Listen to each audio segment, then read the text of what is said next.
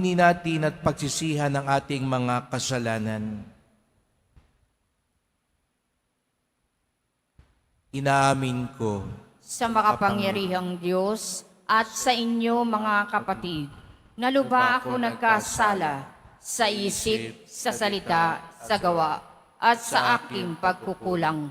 Kaya isinasamo ko sa mahal na Birheng Maria, sa lahat ng mga anghel at mga banal, at sa inyo mga kapatid, na ako'y ipanalangin sa Panginoong ating Diyos. kawan tayo ng makapangyarihan Diyos, patawarin tayo sa ating mga kasalanan at patnubayan tayo sa buhay na walang hanggan. Amen. Panginoon, kawan mo kami. Panginoon, kaawaan mo kami. Kristo, kawan mo kami. Kristo, kaawaan mo kami. Panginoon, kawan mo kami. Panginoon, kaawaan mo kami. Papuri sa Diyos sa kaitasan.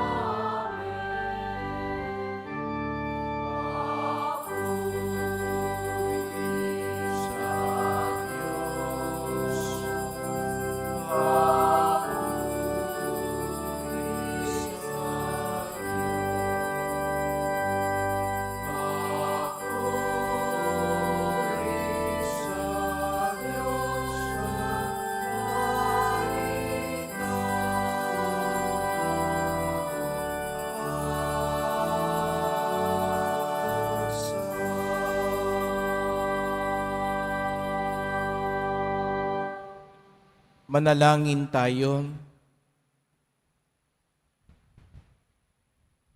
Ama naming makapangyarihan, ipagkaloob mong lagi naming ikaligayang ikaw ay paglingkuran, sapagkat walang maliw at walang kahulilip ang kasiyahan kapag sumasamba kami sa iyong kapangyarihang nagpapairal sa tanang sanlibutan. Sa pamamagitan ni Jesucristo, kasama ng Espiritu Santo, magpasawalang hanggan. Amen. Magsiupo ang lahat.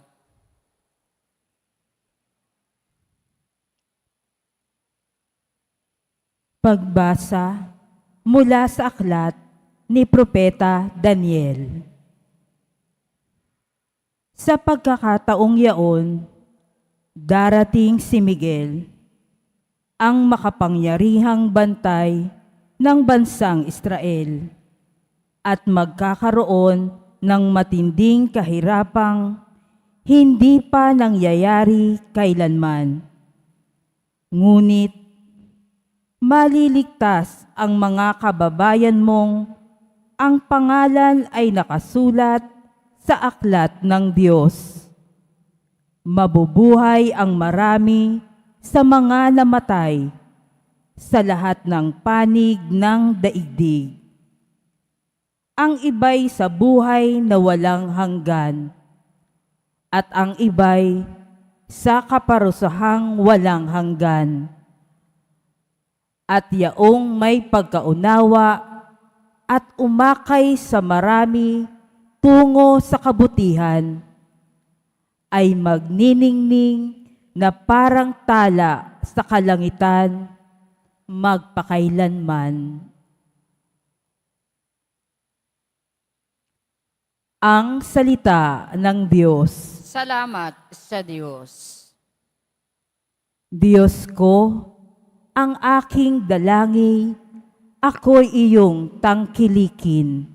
Diyos ko, ang aking dalangin, ako'y iyong tangkilikin. Ikaw lamang, Panginoon, ang lahat sa aking buhay. Ako'y iyong tinutugon sa lahat kong kailangan. Ang biyayang kaloob mo ay kahangahangang tunay. Nababatid ko na ika'y kasama ko oras-oras. Sa piling mo kailanmay, hindi ako matitinag. Diyos ko, ang aking dalangin, ako'y iyong tangkilikin. Kaya't ako'y nagdiriwang, ang diwa ko'y nagagalak. Ang lagi kong nadaramay, hindi ako matitinag. Pagkat di mo tutulutang, ang mahal mo ay malagak sa balon ng mga patay, upang doon ay maagnas. Diyos ko, ang aking dalangin, ako'y iyong tangkilikin. Ituturo mo ang landas na buhay ang hahantungan. Sa piling mo'y madarama ang lubos na kagalakan. Ang tulong mo'y nagdudulot ng ligayang walang hanggan. Diyos ko, ang aking dalangin, ako'y iyong tangkilikin.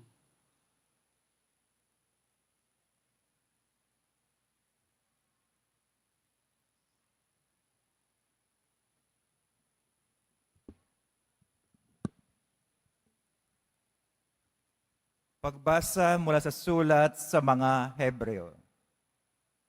Bawat saserdote ay nakatayong naglilingkod araw-araw at naghahandog ng iyon at iyon ding mga hain. Subalit hindi makapapawi ng kasalanan ang mga haing iyon. Ngunit si Kristo ay minsan lamang naghandog dahil sa mga kasalanan, at iyo'y sapat na. Pagkatapos, lumuklok siya sa kanan ng Diyos at naghihintay siya roon hanggang sa lubusang pasukuin sa Kanya ang kanyang mga kaaway sa mga katuwid sa pamamagitan ng isa lamang paghahandog ay kanyang pinapaging banal magpakailanman ang mga nilinis niya. Sapagkat ipinatawad na ang mga kasalanan, hindi na kailangang pang maghandog dahil sa kasalanan. Ang salita ng Diyos. Salamat sa Diyos. Magsitayo ang lahat.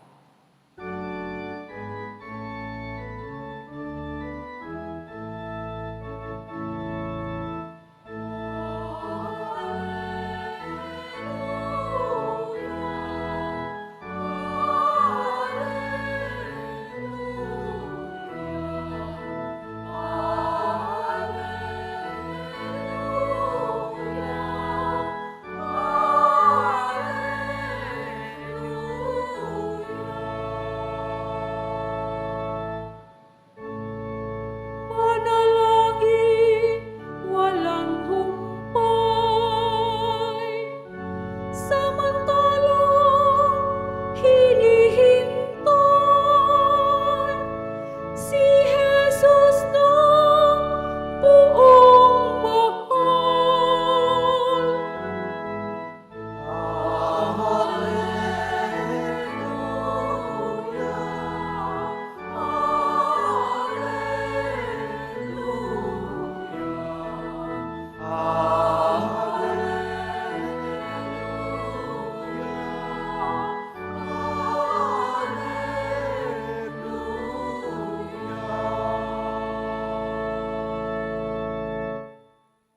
Sumainyo ang Panginoon. At sumayo rin. Ang pagpapahayag ng mabuting balita ng Panginoon ayon kay San Marcos. Papuri sa iyo, Panginoon. Noong panahong iyon, sinabi ni Jesus sa kanyang mga alagad, sa mga araw na iyon, pagkatapos ng napakalaking kapighatian, magdidilim ang araw, hindi magliliwanag ang buwan. Malalaglag mula sa langit ang mga bituin at mayayanig ang mga makapangyarihan sa kalawakan at makikita ang anak ng tao na nasa alapaap, dumarating na may dakilang kapangyarihan at malaking karangalan. Susuguin niya ang kanyang mga anghel sa 4 na panig ng daigdig at titipunin nila ang mga hinirang ng Diyos mula sa lahat ng dako. Unawain ninyo ang aral mula sa puno ng igos. Kapag sumisipot na ang mga dahon sa sanga nito, alam ninyong malapit na ang tag-araw. Gayon din naman, kapag nakita ninyong nangyayari na ang mga bagay na ito, malalaman ninyong malapit na ang panahon ng pagparito niya. Nagsisimula na. Tandaan ninyo, magaganap ang mga bagay na ito bago mamatay ang mga taong nabubuhay sa ngayon. Mawawala ang langit at ang lupa, ngunit ang mga salita ko'y hindi magkakabula. Ngunit walang nakakaalam na araw o oras ng pagsapit na iyon, kahit ang mga anghel sa langit o ang anak man, ang Ama lamang ang nakakaalam nito.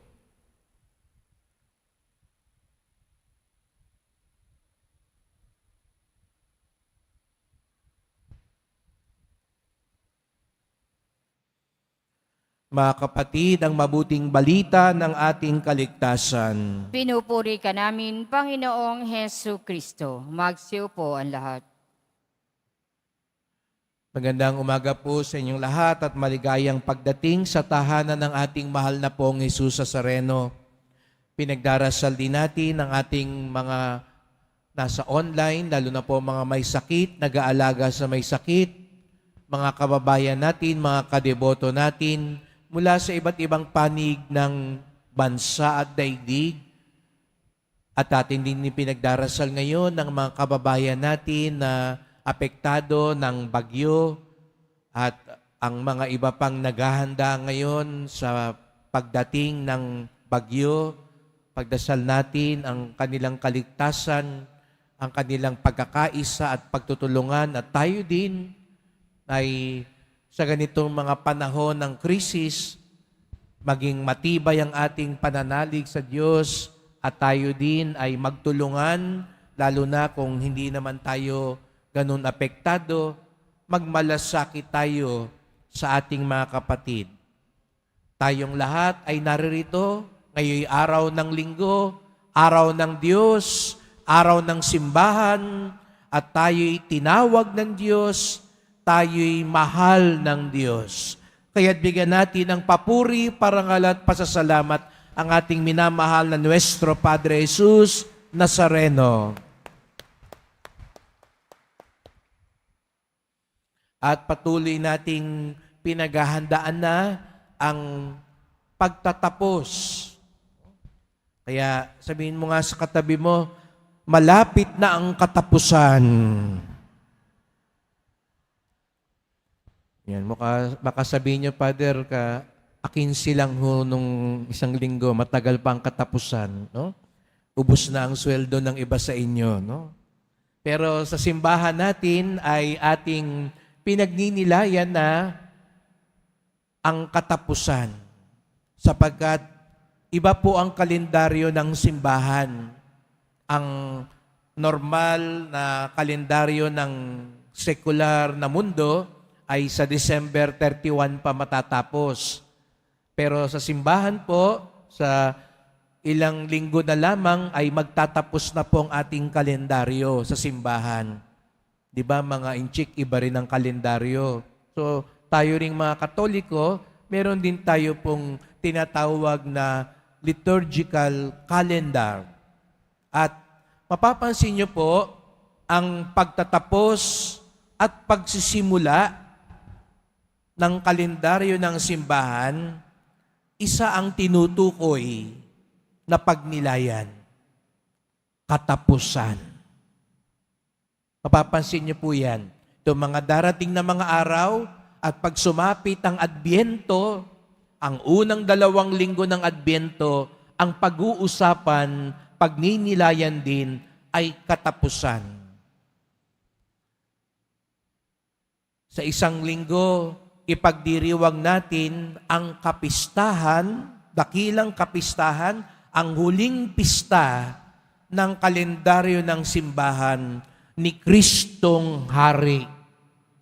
Kaya sa isang linggo, sa lahat ng mga simbahan, magkakaroon ng prosesyon sa karangalan ni Kristong Hari ng Sanlibutan.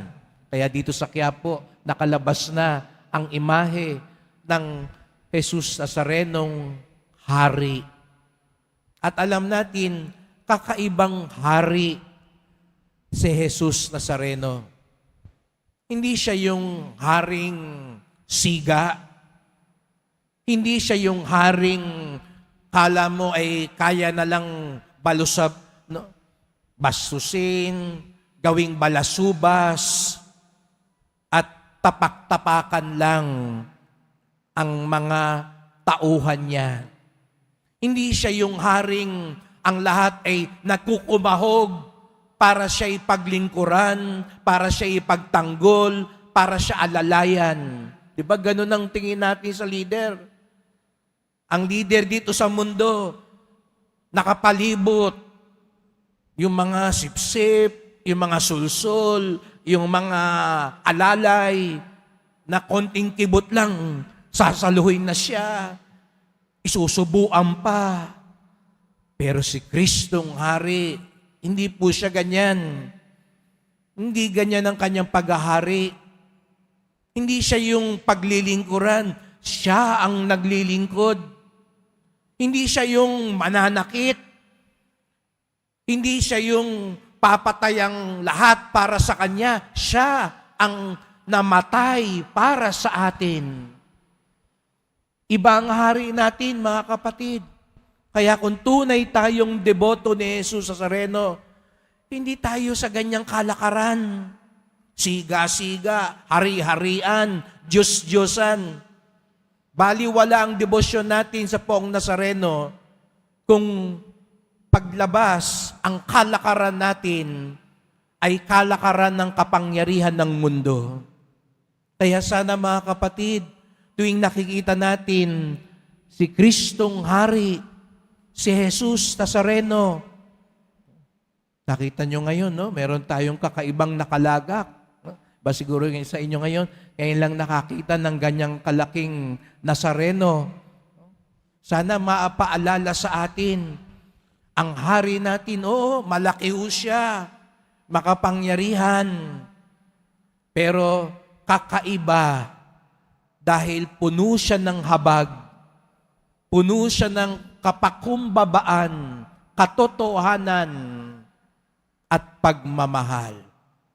Kaya pag dumating siya, hindi tayo dapat matakot. Kanina, nung pinasabi ko sa inyo, sabihin nyo sa katabi nyo, malapit na ang katapusan. Ano kaya ang pakiramdam ninyo? Kung sabihin mo kaya sa katabi mo, malapit nang matapos, malapit ka nang matapos. Matakot tayo. No? Karamihan sa atin natatakot pag katapusan na. No? Kaya nga sabi ko kanina, yung may mga utang, takot na pag malapit ang katapusan. No? Pero ang tunay na Kristiyano, hindi dapat matakot. Kaya nga, sabi ko sa inyo, ang diwa ng mga pagbasa natin, 2 linggo ngayon, 2 linggo sa Adbyento, kaya halos 1 buwan, tungkol sa katapusan. Dahil ang tunay na deboto ni Jesus Nazareno, hindi natatakot. Sa totoo lang, di ba gusto natin talaga siyang makita? Kaya nga kayo nandito kahit may bagyo. Gusto niyong makita ang poong Nazareno. Gusto niyo magpunta dito sa Quiapo. Kung sa larawan pa lang niya, nasisiyahan na tayong makita siya. Gustong-gusto nating magpakita sa Kanya. Alam niyo po, galing akong Bacolod. Nagdala po ako, naghatid Nazareno po ako. At manghang-mangha po ang pari doon. Noong una akala niya, dahil hindi naman po ganoon pa organisado ang mga deboto sa Bacolod, sa Negros. Pero gulat na gulat po siya. Nung inikot sa Negros, ang Nazareno, naglabasan lahat ang mga tao. Sinalubong siyang kakaibang-kakaiba. At sabi nga nung pari sa akin doon, Father, ngayon lang ganito napuno ang simbahan ng hindi linggo. Ngayon lang mga nakapila sa kalsada ang mga tao na ganyan karubdob. Nag-aantay sa kanyang pagdating at dinumog siya. Kung sa imahe pa lang ng poong Nazareno, tuwang-tuwa na tayo, excited na tayo, galak na tayo. Papaano pa kaya kung mismong si Jesus Nazareno, larawan pa lang putong nasa harapan natin, kahoy na imahe. Paano pa kaya kung mismong si Jesus Nazareno ang makita natin? Ang nagagalak, ang nananabik, ang gustong makita, harap-harapan si Jesus Nazareno. Taas nga ang kamay at pumalakpak ng mas malakas.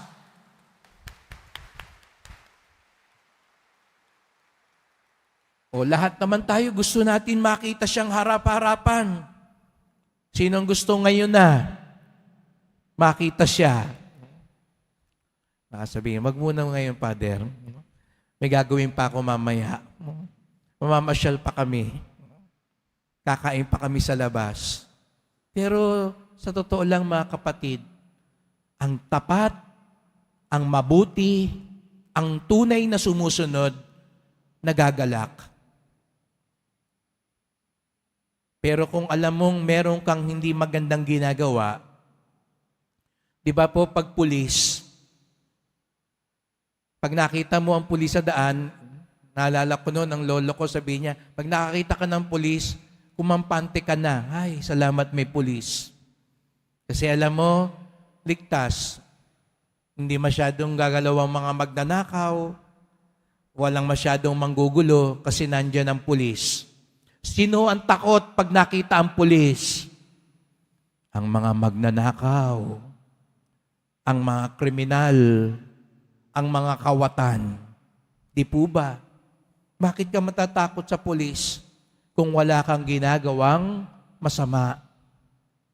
Kaya ang tanong din, bakit tayo matatakot sa katapusan ng mundo? Bakit tayo matatakot sa pagbabalik ni Jesus sa Nazareno? Sino ang takot sa liwanag? Di ba nakita natin sa mga pelikula? Yung mga kampo ng kadiliman. Ang anak ng liwanag natutuwa pag may liwanag. Pero kung mahilig ka sa dilim, kasi marami kang ginagawa sa kadiliman, ayaw mong makita yung ginagawa mo, ayaw mong mabisto ka, takot ka pag sumindi ang ilaw. Takot ka pag nagliwanag. Kaya sabi nga sa unang pagbasa, darating si San Miguel kasama ni Jesus sa Nazareno upang puksain ang kadiliman. Kaya mga kapatid, sa misang ito, pagdasal natin ang bawat isa na matandaan natin may katapusan ng lahat. May katapusan din lahat ng mga mapanlinlang. Minsan na sumasama ang loob natin kapag nakikita natin para bang nananaig yung mga masasama. Ang masasaya lang yung mga mayayamang mga ganid, mga mapag-api, mga mandaraya, mga makasarili. Aminin natin, nanghihina ang loob natin kapag minsan pinagtatakpan ng katotohanan at parang ang siga pa yung kasinungalingan at kasamaan. Aminin natin, pinanghihinaan tayo ng loob kapag yung mabubuti pa ang nahihirapan. Ngayong araw na ito, sinasabi sa atin ni Kristong Hari, ni Jesus sa Nazareno, matatapos din yan. Akala ba nila habang buhay silang ganyan? Matatapos din yan. Kaya huwag tayong mainggit. Huwag tayong kakampi sa kanila. Huwag tayong makisayaw na lang sa kanila. Matatapos din yan. Mauubos din yung perang yan. Iiwan din nila yung perang yan. At kung ikaw naman ngayon ay may pinagdaraan ng paghihirap, kung ganyang kalaki din ang krus mo ngayon dinadala at bigat na bigat ka, kung hindi mo alam kung paano malulutas at matatapos ang problema mo ngayon, kaya ka nagpunta kay Jesus sa Nazareno, sinasabi rin niya sa iyo, matatapos din yan. Matatapos din yung paghihirap mo. Matatapos din yung pang-aapi sa iyo. Matatapos din yung paninira sa iyo. Huwag ka lang bibitaw sa akin. Huwag kang kakalas sa kabutihan na dapat mong gawin. Huwag kang mawawalan ng pag-asa sapagkat maglaho man ng araw, magunaw man ng buwan, matapos man ang lahat dito, sabi nga sa unang pagbasa, magniningning na parang tala ang mga naging tapat kay Kristong Hari, kay Jesus Nazareno. Kaya't magdasal po tayo. Mahal na pong Jesus Nazareno, kayo po ang aming tunay na Hari. Kayo ang tunay na Panginoon. Hindi kami mabubulag sa kinang ng daigdig, sa tukso ng mundong ito. Hindi kami susunod sa mga nagahari-harian, sa mga nanglilinlang, sa mga nag-aakala na hindi matatapos ang kanilang kapangyarihan, kayamanan, at anuman dito sa lupa. Sapagkat ang lahat ay matatapos dito sa mundo. Ang tanging magtatagal ay ang iyong kaharian, ang iyong kabutihan, katotohanan, katarungan, at awa. Kaya't mahal na pong Jesus sa Nazareno, tulungan niyo po kami maging tapat, maging matibay sa gitna ng tukso, itakwil ang masama, at isabuhay ang iyong aral, upang sa gayon, sa iyong pagbabalik, hindi kami matatakot, bagkus kami magagalak sapagkat makakaharap na namin ang aming tunay na hari at hukom. Mahal na pong Jesus Nazareno, kaawaan niyo po kami, basbasan niyo po kami. Amen. Amen.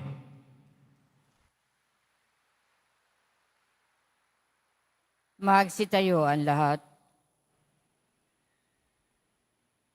Sumasampalataya ako Sa Diyos samang makapangyarihan sa lahat, na may gawa ng langit at lupa. Sumasampalataya ako kay Hesus Kristo, iisang anak ng Diyos, Panginoon nating lahat. Nagkatawan tao siya, lalang ng Espiritu Santo. Ipinanganak ni Santa Mariang Birhen, pinagpakasakit ni Poncio Pilato, ipinako sa krus na matay, inilibing, nanaog sa kinaroroonan ng mga yumao. Nang may 3 araw na buhay na maguli, umakyat sa langit, naluluklok sa kanan ng Diyos amang makapangyarihan sa lahat. Doon magmumulang paririto at huhukom sa nangabubuhay at nangamatay na tao. Sumasampalataya naman ako sa Diyos Espiritu Santo, sa banal na simbahang Katolika, sa kasamahan ng mga banal, sa kapatawaran ng mga kasalanan, sa pagkabuhay na muli na nangamatay na tao, at sa buhay na walang hanggan. Amen. Mahal ko mga kapatid, ngayon dumalangin tayo sa dakilang Ama na tayo bigyan ng sapat na lakas at pag-asa upang maging handa lagi sa oras ng kanyang itinakda. Manalangin tayo. Panginoon, dinggin mo kami. Panginoon, dinggin mo kami. Patuloy nawang gabayan ng mga leader ng simbahan ang bawat mananampalataya tungo sa tamang landasin sa kabila ng kanilang mga pagkukulang at kahinaan. Manalangin tayo. Panginoon, dinggin mo kami. Maitaguyod nawa ng mga punong bayan ang isang lipunan, makalangit, makatarungan at mapagmalasakit sa pamamagitan ng kanilang tapat na paglilingkod. Manalangin tayo. Panginoon, dinggin mo kami. Paghilumin mo nawa at bigyan ng pag-asa ang mga taong nagdurusa, lalo na ang mga dukha. Bigyan mo sila ng sapat na lakas at pag-asang umasa sa iyong walang humpay na biyaya.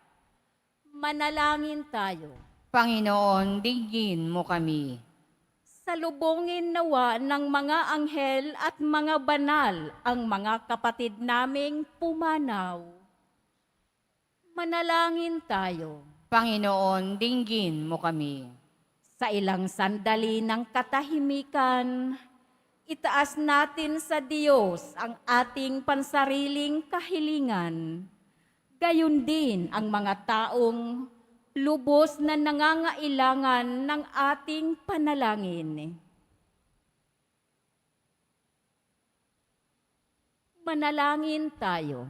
Panginoon, dinggin mo kami. Panginoon, Ikaw ang aming kanlungan at pag-asa. Dinggin mong kaming mga dumudulog sa iyo sa panalangin upang makapamuhay kaming naayon sa turo ng iyong anak at aming manunubos na si Jesucristong aming Panginoon, ngayon at magpakailanman. Amen. Magsiupo ang lahat.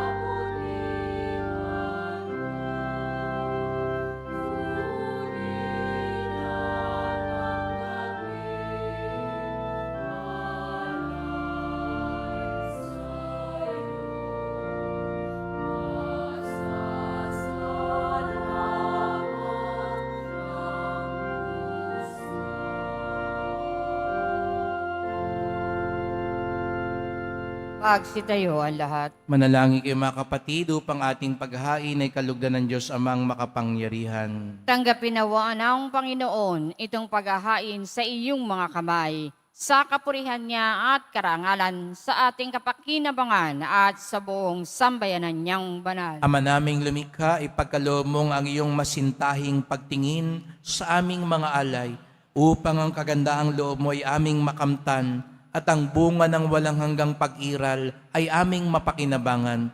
Sa pamamagitan ni Jesucristo, kasama ng Espiritu Santo, magpasawalang hanggan.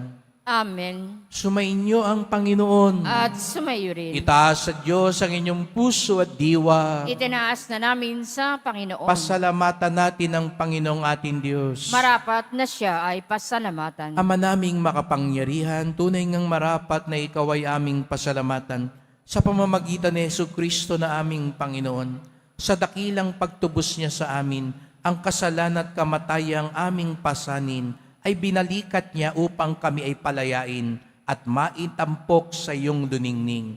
Siyang nagtanghal sa amin bilang liping hinirang, pari at haring lingkod sa iyong kamahalan. Mula sa kadiliman, kami iyong tinawag upang makasapit sa iyong liwanag. Bilang iyong angkang may tungkuling maglahad ng iyong dakilang pag-ibig sa lahat. Kaya kaisa ng mga anghel, nagsisiawit ng papuri sa iyo, nang walang humpay sa kalangitan, kami nagbubunyi sa iyong kadakilaan.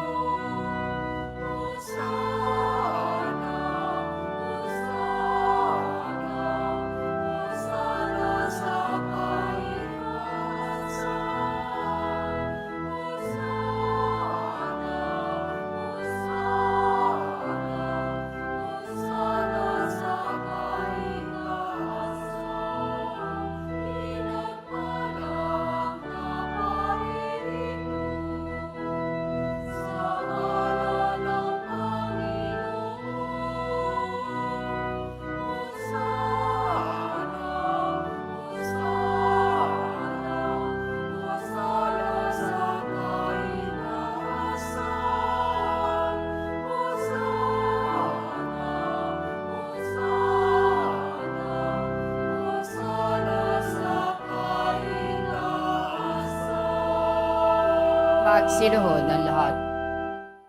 Ama naming banal, ikaw ang bukal ng tanang kabanalan. Kaya't sa pamamagitan ng iyong Espiritu, gawin mong banal ang mga kaloob na ito, upang para sa amin maging katawan at dugo ng aming Panginoong Jesucristo. Bago niya pinagtiis ang kusang loob na maging handog, hinawakan niya ang tinapay, pinasalamatan kanya, pinaghati-hati niya yon. Iniabot sa kanyang mga alagad at sinabi, "Tanggapin ninyong lahat ito't kanin. Ito ang aking katawan na ihahandog para sa inyo."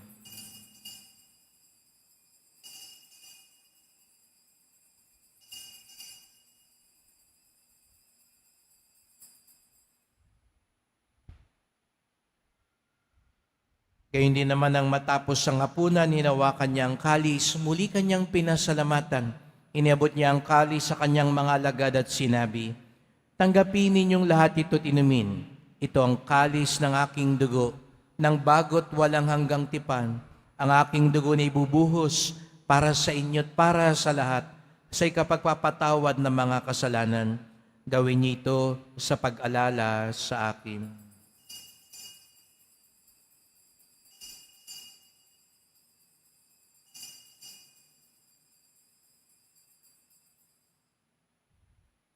Magsitayo ang lahat.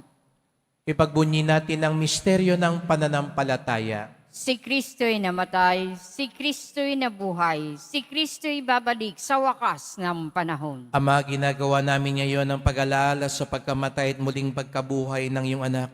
Kaya tinalay namin sa iyo ang tinapay nagbibigay buhay at ang kalis na nagkakaloob ng kaligtasan. Kami nagpapasalamat dahil kami yung minarapat na tumayo sa harap mo para maglingkod sa iyo.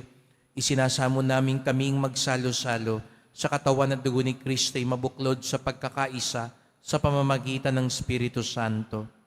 Amalingapin mo ang iyong simbahang laganap sa buong daigdig. Puspusin mo kami sa pag-ibig, kaisa ni Francisco naming Papa, ni Jose naming Obispo at ng Tanang Kaparian. Alalahanin mo rin ang mga kapatid naming nahimlay na may pag-asang sila'y muling mabubuhay, gayon din ang lahat ng mga pumanaw. Kawan mo sila't patuloyin sa iyong kaliwanagan. Kawan mo't pagindapating kaming lahat na makasalo sa iyong buhay na walang wakas, kaisa ng mahal na Birheng Maria, Ina ng Diyos, ng kabiyak niyang pusong si San Jose, ng mga apostol, ni San Juan Bautista at lahat ng mga banal na namuhay dito sa daigdig ng kalugod-lugod sa iyo. Maipagdiwang nawa namin ang pagpupuri sa ikararangal mo sa pamamagitan ng iyong anak na aming Panginoong Jesucristo.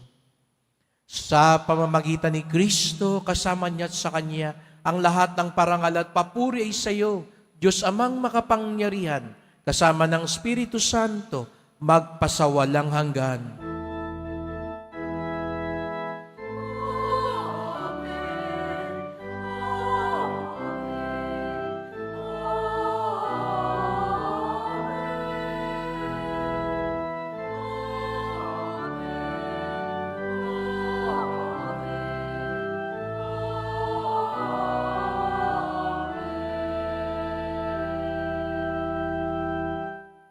Bilang isang nagkakaisang angkan, sama-sama tayo ngayong umawit sa ating Ama sa langit.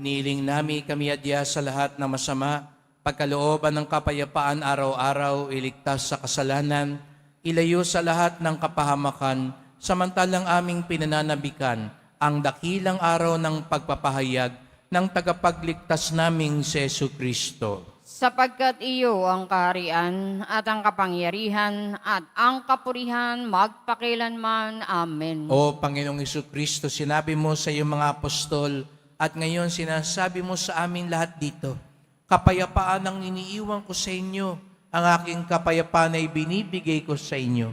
Tunghayan niyo pong aming pananampalataya, wag pong aming mga kasalanan, at pagkalooban kami ng kapayapaan at pagkakaisa ayon sa iyong kalooban, kasama ng Espiritu Santo, magpasawalang hanggan. Amen. Ang kapayapaan ng Panginoon ay laging sumainyo. At sumayo rin. Magbigayan tayo ng kapayapaan ni Kristo sa isa't isa.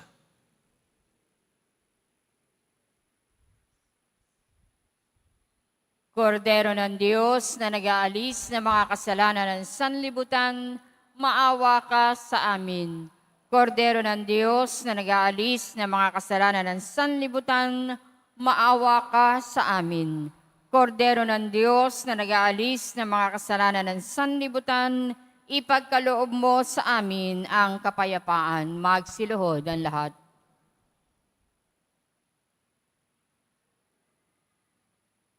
Narito ang ating Panginoong Jesucristo, Hari, tagapagligtas at hukom. Siyang magbabalik sa wakas ng panahon. Siyang kordero ng Diyos na nag-aalis ng mga kasalanan ng sanlibutan, mapapalad ang inaanyayahan sa kanyang piging. Panginoon, hindi ako karapat-dapat na magpatuloy sa iyo. Ngunit sa isang salita mo lamang ay gagaling na ako.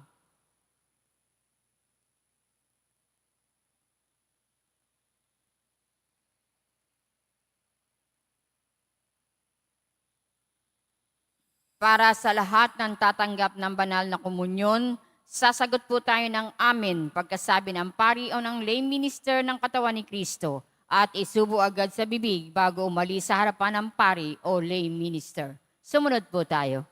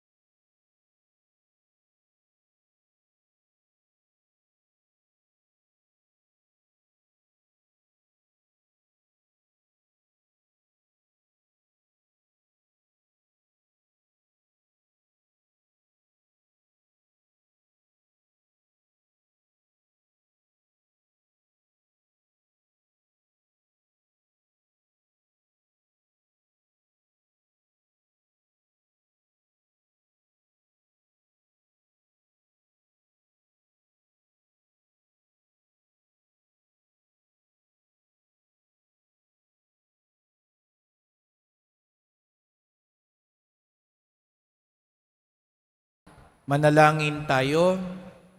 Ama naming mapagmahal, pinagsaluhan naming banal na pakikinabang, ang amin nawang pag-ibig ay lalong madagdagan ng ginawa namin sa pag-alaala sa anak mong mahal na nagutos si pagdiwang ang huling hapunan sa pamamagitan ni Jesucristo kasama ng Espiritu Santo magpasawalang hanggan.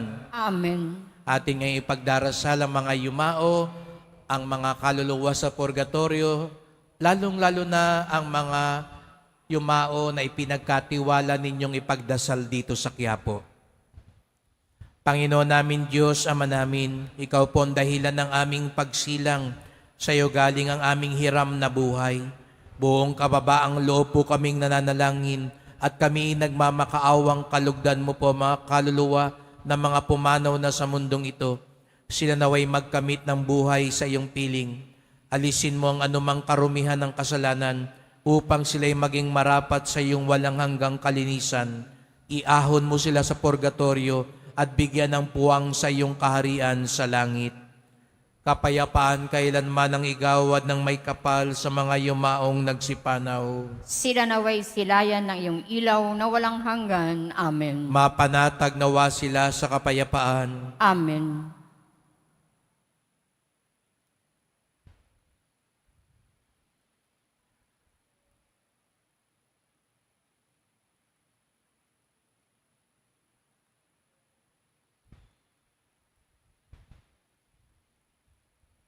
Salamat po sa inyong pagpunta dito sa Quiapo. Ingat po kayo sa pag-uwi.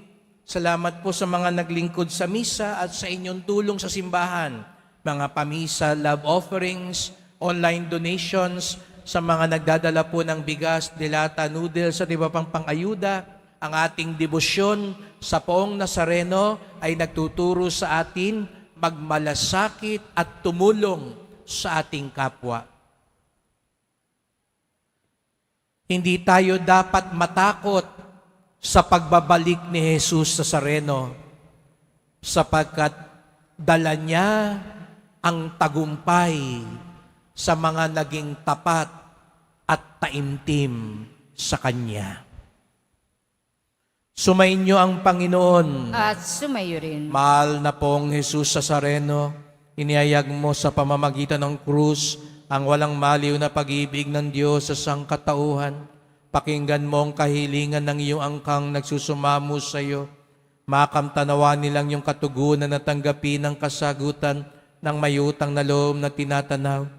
Basbasan din po ninyong dala nilang mga imahin at dasalan sa pamamagitan ng bendisyon na ito, naway maalala nila mga pangako sa binyag na ikaw ang kanilang iibigin at paglilingkuran bilang Panginoon, magpasawalang hanggan. Amen. At pagpalaing kayong lahat ng makapangyarihang Diyos, Ama at Anak at Espiritu Santo. Amen. Humayo kayong taglayang awa at pag-ibig ng Pong Jesus Nazareno. Salamat sa Diyos.